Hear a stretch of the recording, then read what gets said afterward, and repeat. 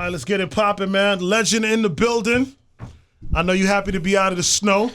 Not really. You're a snowman. Yeah, not really. I found out this morning it's snowing in the A. We'll take that too, man. It'll warm up when I get back. That's what's up, man. Welcome, young Jeezy in the building. What Jeezy the snowman. What it do, what it does. Hey, we glad to have you, man. Yeah, we on that pressure trip right now, baby. I know that's right. Yeah. I know that's right. Could we go right in and talk about what pressure means to you? I mean, basically what I've been spitting for since day one, man. Cold make a diamond. When it's put under a lot of pressure, it comes out shining. That's just how I feel. You know what I'm saying? We all as a people, we all as a culture, and we all as hustlers. It's like you put us in situations where we ain't supposed to succeed, we're going to do that. You know what I'm saying? And we're going to continue to do that. So for me, that's what it's about. I like the pressure, whether it's good or bad. You know what I mean? So, if you're applying pressure, that's cool. And if you're dealing with pressure, that's even better.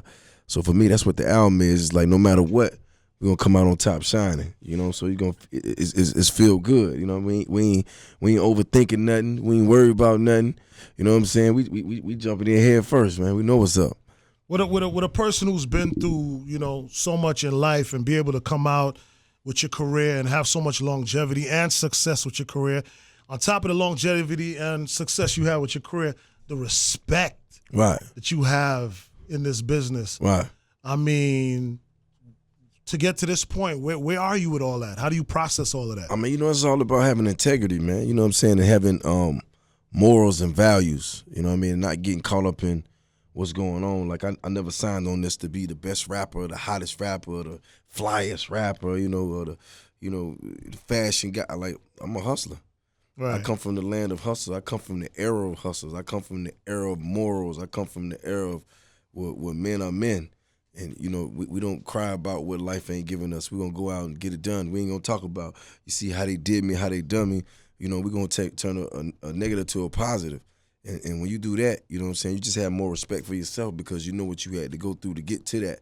So even with success, I had success in other businesses too, by the way. You know what I'm saying? So even with that, having success in those businesses, we'll talk about allegedly. Right. But that came with a great deal of respect, a deal of morals, because you had to keep it 100 in that game too, to even become in this and get in this game for people to respect you from that game.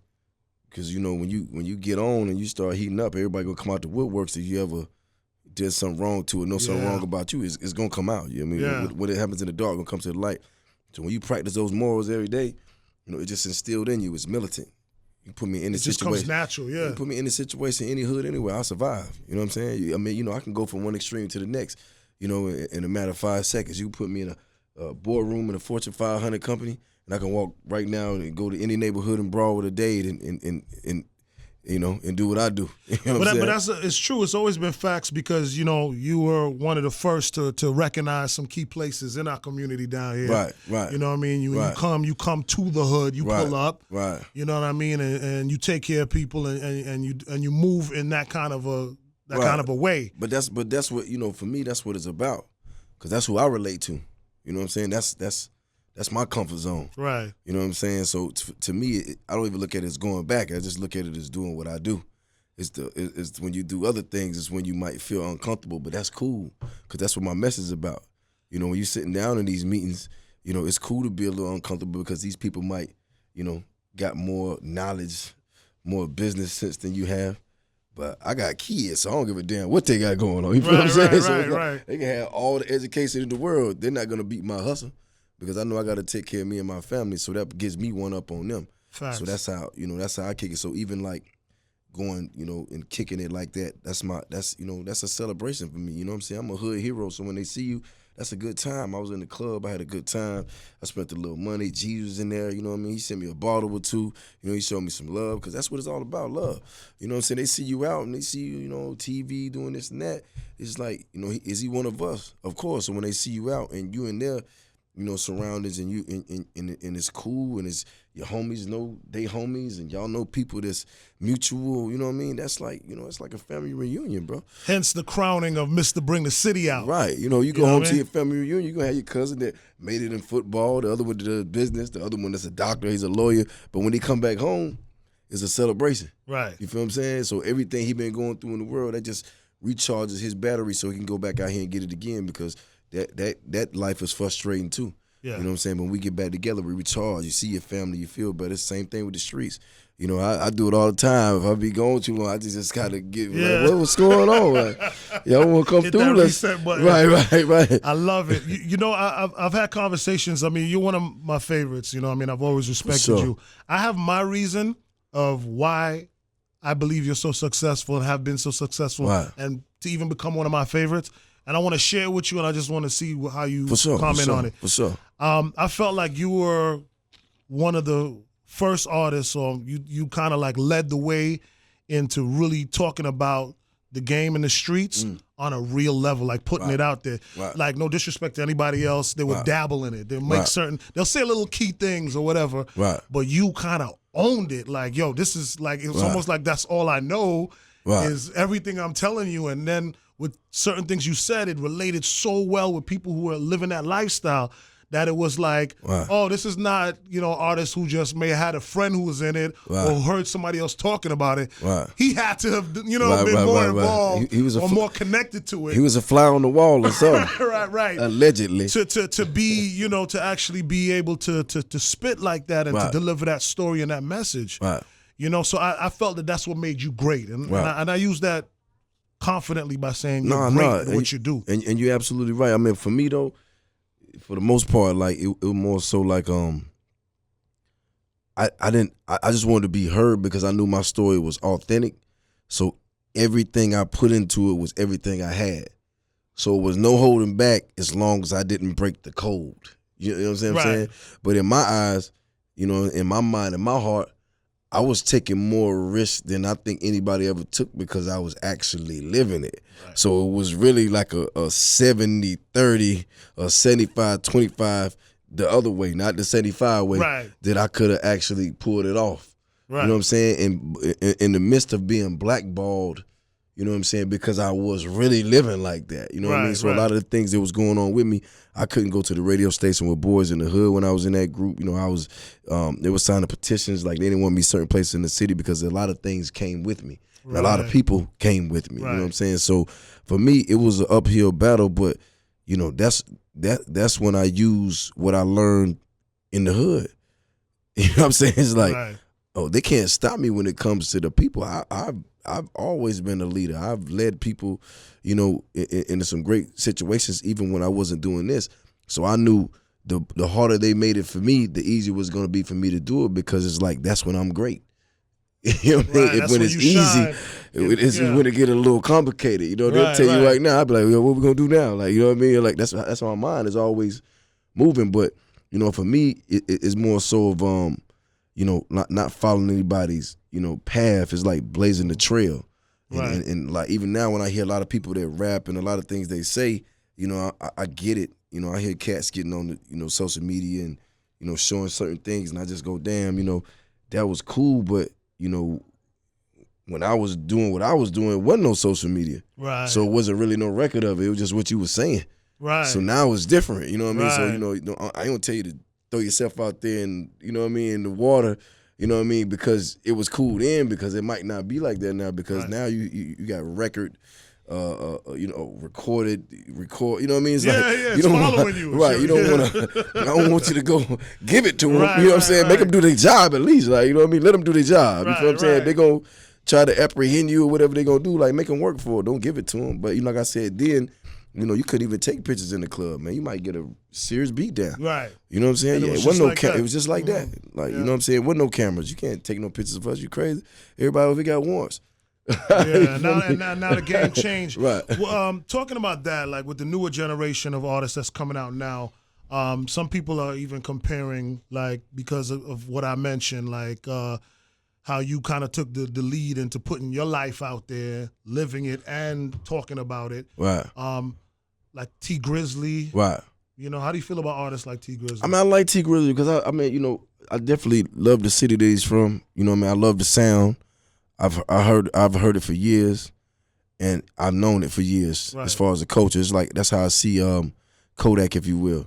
I've known the culture. I've seen the gold teeth. I've seen the the donks. I've been here, you know what I mean? I lived here, you know what I'm saying? I've been in Parkway and Plantation and Poking Beans and all this stuff, and Little Haiti and all. So I knew what it was, but it's just like if you don't frequent those parts, you'll come to South Beach and you don't see that. Right. You know what I mean? But for him to, you know, I wouldn't say exploit it, but to put it in a sense where the world can see it, I think that's what we do as cultural leaders. And the same thing with like T Grizzly is like I've heard a lot of these people he talk about. So when he talks about it, there's like it's public record, but he tells a story to kind of keep the, you know, so you can paint the story of the city. But now you see what the city is made of. You know what I'm saying? Like you see who connects it and what made these younger cats want to be better. And because Detroit is one of those cities, man. You know, they come from nothing. These, you know, they end up being $100 million, you know, entities, if you will. You know what I'm saying? Like they really make money. Like they got some Cheddar Boys and the Boys Incorporated, like all these different cliques and crews that really made a mark as far as what the streets is concerned. So when he talks about it,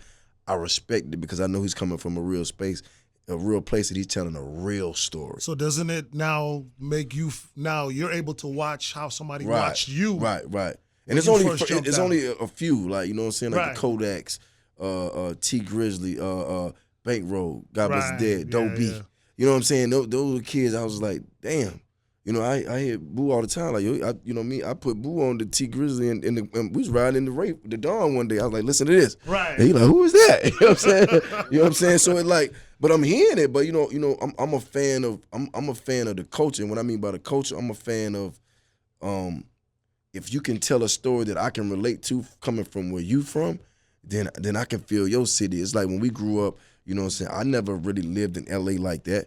You know what I'm saying? But I understood what the gang culture was from listening to the music and watching the movies. Right. You see what I'm saying? But that's what made me, when I got there and I was moving around LA, I'm like, okay, I know what that is. Right? You know what I'm saying? Same thing with Chicago. It's just like, you know, you learn through the music and the leaders and the people that have culture. So I look at certain people like they are some artists, you know what I'm saying? There are some rappers. Right. You know, artists is somebody that to me that's really good at what they do. They make great songs. And rappers are people that, you know, I feel like, you know, mimic what they see in the hood and just try to talk about it and put a little style to it. And then you have leaders, the people that are like Kodak Blacks and the T Greases and the Bankroll Freshers that really harness what we go through and be able to put it out in the way. Like when you think of Tupac, it's like what he said, that's what it really was. Right. You know what I'm saying? Mm-hmm. When he talked about it, that was coming from a real place. Mm-hmm. So when you hear, you know, certain cats and they speak their language, it's like, to me, it's beyond music. You know what I'm saying? It's a code. Yeah. Like, me and you have a conversation,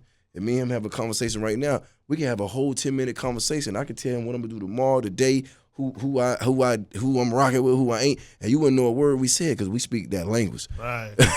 You know what I'm saying? I know what you mean. We talk that talk. You know what I'm saying? So it's beyond music. You know what I mean? It's beyond rhythm and beats and rhyming. You know what I'm saying? It's culture. You know, like Denzel say, you know, if you don't know the sound, you don't know it. Like, I know what hot, you know, what burnt hair smells like of a hot comb. Right. I know the sound. Why? Because I grew up like that. Everybody might not know that. You know what I'm saying? Right. Everybody don't know that. You know what I mean? That they don't know that. I do. But that's really culture. Yes. You know what I'm saying? Everybody don't know. You know, everybody got to stand in front of the heater.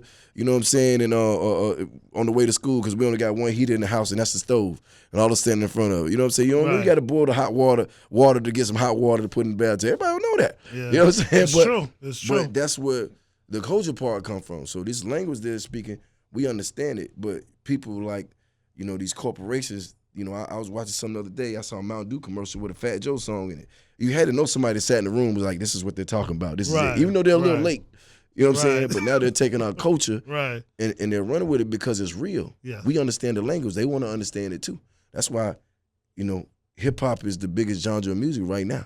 You know what I'm saying? Not because it's because we make it ourselves. It's like we the dealers. Right. You know what I'm saying? We Escobar right now. We're growing it, we're making it, and we're selling it. Right. Ain't no middleman. You know what I'm saying? Well, I mean, this is gonna segue me perfect to the next thing I wanted to talk about, because that goes right into to CTE. Right. You know what I mean? So you already had that vision, you know, corporate thugging. Right. Like you already said, and that's in your real. Head, this is what you're doing. That was real, because win, lose, or draw, you know what I'm saying? And you know, Boo Ross team right now, we plan to play every day of just, you know, just rebuilding the roster, because we have another vision. But my vision, for me, I didn't, you know, our music was always just a stepping stone like everything else. You know what I'm saying? I wanted to tell I didn't get in this like to be like, I'm gonna be the illest and ain't nobody gonna see I don't care about none of that, man. That's on you.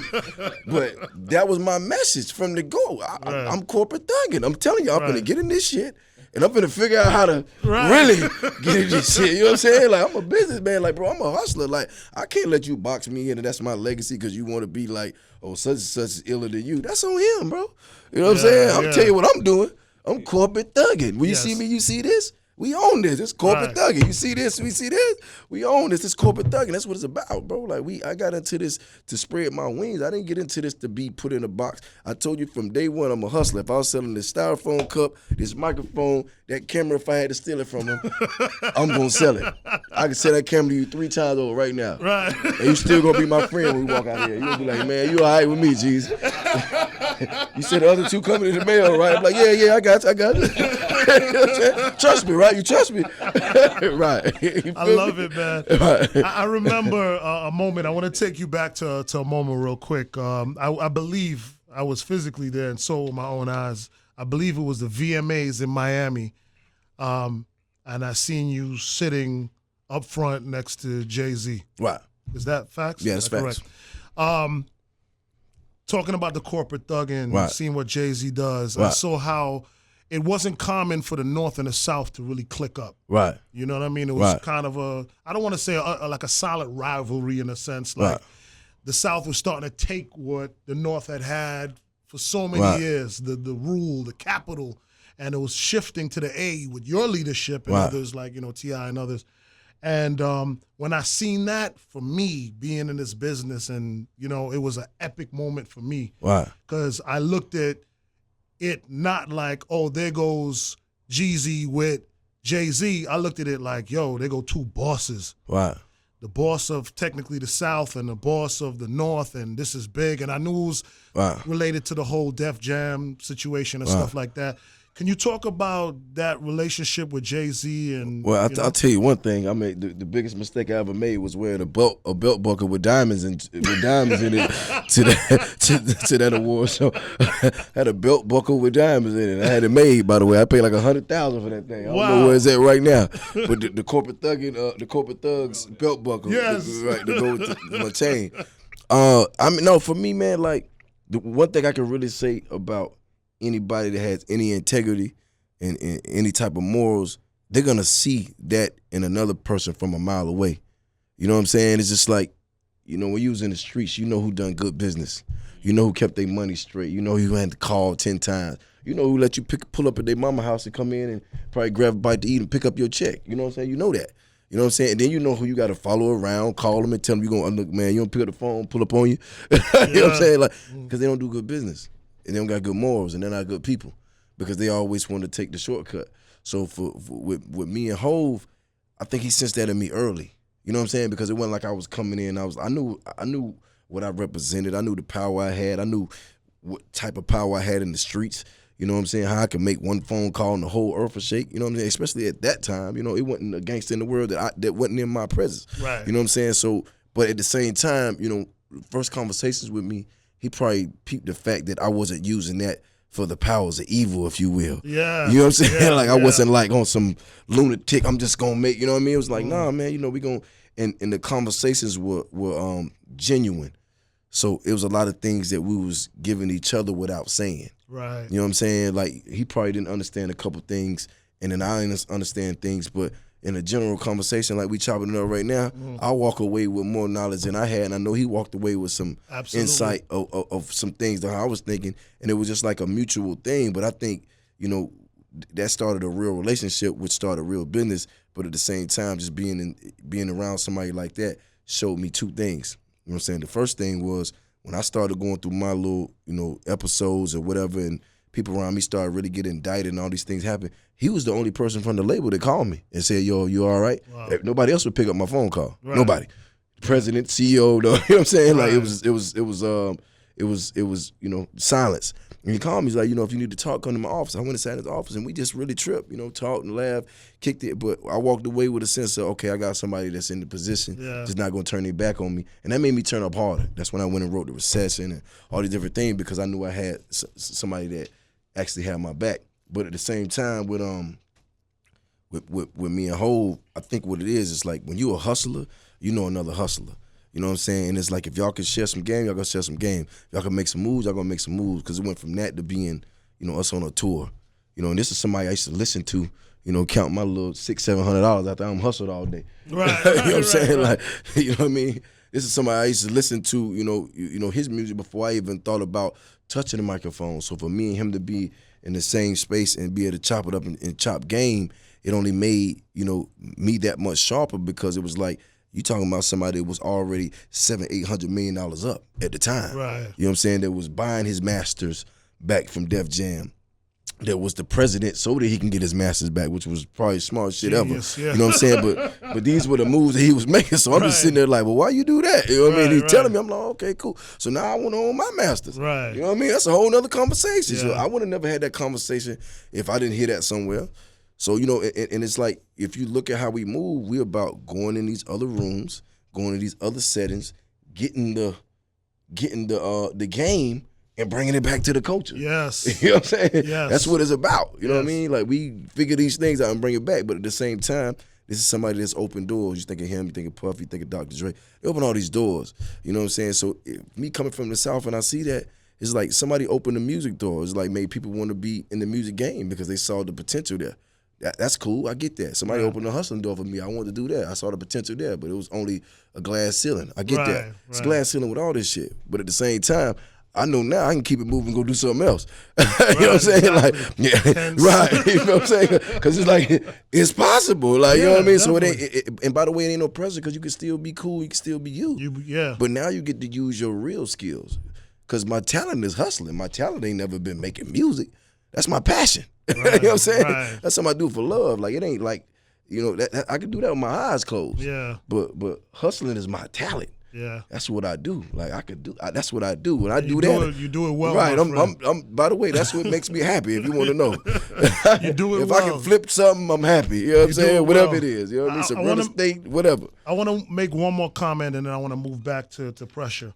I want to say I was extremely excited to see that the relationship between you and Rick Ross, Right. be mended. If I'm not mistaken, you were at his anniversary, Right. I was there. and I thought that was so big, Right. and because we love you both. Right. I mean, I love y'all both. You know what I'm Right. saying? So I was happy to see that happen. Right. How do those things get mended? After so much time. I mean, You don't have to get into detail. Yeah, but but really, I think is more so. A lot of times things aren't things to begin with. You know what I'm saying? Like, this is rap, so it's competition. But when you take the rap out of you men, you know what I'm saying? You black men at that. You know what I'm saying? You black businessmen at that. So if we could do some business and it's not really it's really about no smoke. It's not really no pressure, no issue. Because fans will take something. Right. So it was really them. Like, I wasn't tripping. I was getting money. Like, you know what I mean? It wasn't no situation like, he can't come to my city. I'm in Miami all the time, so it wasn't like that. I just think whatever it was got took out of blew out of proportion, and nobody stepped in to be like, hey, y'all need to. You know what I'm saying? Yeah. Like, you know what I mean? Yeah, and things like that happen all the time. But it's like when you're in the public eye, you're doing music, people just naturally tend to run with it. You know what I'm saying? And for me and him, even with the War Ready and the joint he did for me and the back and forth. It was like, man, let's get some money. Like, what was there a situation where somebody actually stepped in and like, come on now, or was able to? No, it was just to be honest with you, it was just just crossing paths. Got you. You know what I'm saying? Because Got you. I want to know what's up too. It's like, what's up? You know what I Right. mean? And he was like, it's like you said, you tell me. Right. Like, I don't know. You know what I mean? So it's like, let's figure it out then. Right. So at the end of the day, it's like, I get it. Everybody, with the history of this, you know what I mean, that goes with the history of it. But it's a new day now. You know what I mean? Just because you went to Harvard and I went to Yale, that don't mean we can't get money together. You know what I'm saying? Or you went to Stanford and that don't mean we can't get money together. That don't mean we can't make moves. Because at the end of the day, you only got so much time on this earth. It's like, I want to be epic. I mean, you don't want to just be here just to get enough done. How can we get the most done in the little time we got? You know what I'm saying? How can we make the most out of the time we got? Yeah. You're not gonna make the most out of it going back and forth about bullshit. It's not gonna happen. Yeah. You know what I mean? Same thing with your man right now. I don't mean to go left, but with Donald Trump, like he's keep fucking with folks. Is like, my nigga, like we got all this shit going on right here. Like, let's focus on this, and then you could whatever it is you want to do. Right, but that's the same thing. People in positions of power, the egos get in the way of what could be. You know what I'm saying? And maybe I'm speaking out of no, I saying love that, it. Please, but like, you know what I mean? Like, sometimes your egos will take you places where, and if you're a leader, you can't lead everybody into that. Right. We got one goal. You know what I mean? That's the goal. How do we get to that the fastest? Right. Without any distractions, any derailments. We ain't dealing with the rat races. We ain't competing with nobody we ain't got no business compete with, because we compete with ourselves. How do we get to that? That's all I care about. Right. You've always been the realest in the game, and when I have conversations about Jeezy, saying, well, like, why I like Jeezy or why I mess with Jeezy, is because I always felt like what you said you lived, and like, no question, it was real like that. No question. That's what it's all about, man. I put my life in my my ups, my downs, my sacrifices, my wins, my losses, my trophies, my war wounds. Everything goes in that music, man. So, I'm gonna tell you the good, the bad, and the ugly. Hopefully you can get something out of that. But it's all the truth, though, and I'm gonna stand on that until the day I'm no more. Like, I ain't never went in that booth and told you nothing that I didn't see, I didn't know, I didn't do, and tell you how I overcame it. You know what I mean? So to me, it's more like therapy. It's more, therapeutical music. It's motivation. It's inspiration. It's integrity. You name it. It's real. What number album is Pressure for you right now? 8. Wow. Right. Do you have a goal in mind, like to say, hey, I want to kind of like take it to this point, or? Nah, we're going to go hard or go home, baby. That's it. we ain't counting no money. We ain't counting no albums, man, We just going to do what we do, man. We do what we love, man, and that's what being a boss is about. Being a leader is about doing what you love, no matter what that is. You know what I'm saying? Like, see my cameraman right here, your cameraman, that's what they love to do. Right. You know what I mean? They're gonna do it. You ain't gonna ask them how many interviews they're gonna take. Right. It's true, though. It's true. How many pictures they gonna take? That's Facts. like asking your barber, how many more heads you gonna cut? What do you mean? I love it, man. What's Pressure. Do you have any features, anything special on Pressure? Oh, man, crazy. Let's shout out to my little bro, man, the Broad County, what you want to call him, the Prince, the King, whatever, man. Shouts out to Kodak Black. He's on there. It's my bro, YG, Wiz Kid. Shout out to all the Africans out there. Trey Songz, Kendrick Lamar and J. Cole. Nice. Rick Ross. Shout out to the homie Ross. Who Puff's on there? Shout out to P. Diddy. I heard the song with you and Puff. Yeah, shout out to T Grizzly. Shout out to Payroll. Am I forgetting anybody? I shouted him out. Anybody else I'm forgetting? Oh yeah, shout out to Snowman. He's on that thing too. That's what's up. Yeah, I gotta shout out that dude. He the endless. He go hard. He go hard, homie. Young Jeezy in the building. I don't see, you got your promo up, and I don't see I don't see Young on there. I just see like Jeezy. What's up? Like, are you dropping it? Evolution. So you dropping it? Yeah, the money's grown now. We can't. Okay, like so that. No more Young Jeezy. It's Jeezy right now. The money's grown. That's a rule. When your money grow up, you got to drop the young. That's what's up. Ain't nothing young about that. Ain't nothing young about that. Well, listen, young about that. we love you. We appreciate you. We honor you. You're a legend. And for you to come and do radio and stuff like that, I always tell you, it means everything to me. Right. Mr. Mauricio's about to jump in. That's my guy, man. Mauricio, what it do, baby? We gonna do a Jeezy movie. I'm gonna come back there and help you out, man. I'm pretty good on things over there. Mixing board, I got you.